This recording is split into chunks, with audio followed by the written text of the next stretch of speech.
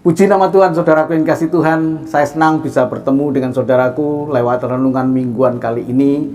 Dan hari ini kita belajar mengenai najis sesuai dengan apa yang Tuhan Yesus mau, ya. Kita buka dalam Injil Matius 15 ayat 10 sampai dengan yang ke-12.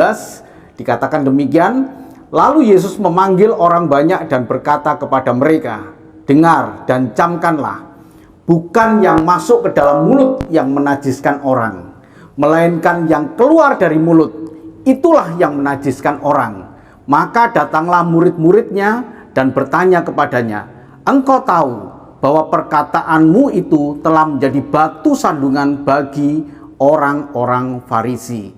Amin. Saudaraku yang kasih Tuhan, di bagian terakhir dari Matius 15 ayat 12 ini dikatakan murid-murid kemudian memberikan penjelasan kepada Tuhan Yesus bahwa perkataan itu menjadi batu sandungan.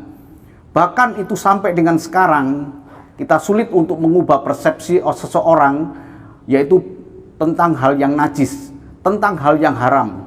Ya, mereka cenderung kepada hal-hal yang fisik yang tidak mempengaruhi jiwa, yang tidak mempengaruhi roh, yang tidak mempengaruhi kehidupan. Mereka lebih cenderung kepada bahwa yang najis itu adalah sesuatu hal yang makanan, sesuatu hal mungkin itu hal yang fisik yang terlihat. Tapi hari ini kita belajar, ada nilai yang jauh lebih penting yang Tuhan Yesus ingin tanamkan dalam kehidupan kita. Bukan yang masuk ke dalam mulut yang menajiskan, tapi apa yang keluar dari mulut itulah yang menajiskan. Nah, saudaraku yang kasih Tuhan, kehidupan yang benar itulah yang Tuhan Yesus inginkan. Lewat perkataan kita, kita bisa membangun seseorang. Lewat perkataan kita, kita bisa menghibur seseorang. Lewat perkataan kita, kita bisa memberikan kekuatan kepada orang yang lemah.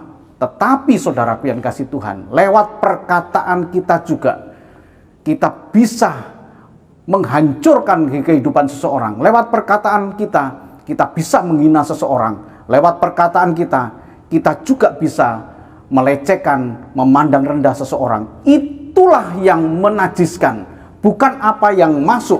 Sebab apa yang masuk itu akan keluar dan mengalir sampai jauh. Ya, lewat jamban tidak ada manfaatnya. Tapi orang-orang Farisi tidak mengetahui hal itu. Mereka beranggapan bahwa sesuatu yang najis itu apa yang masuk.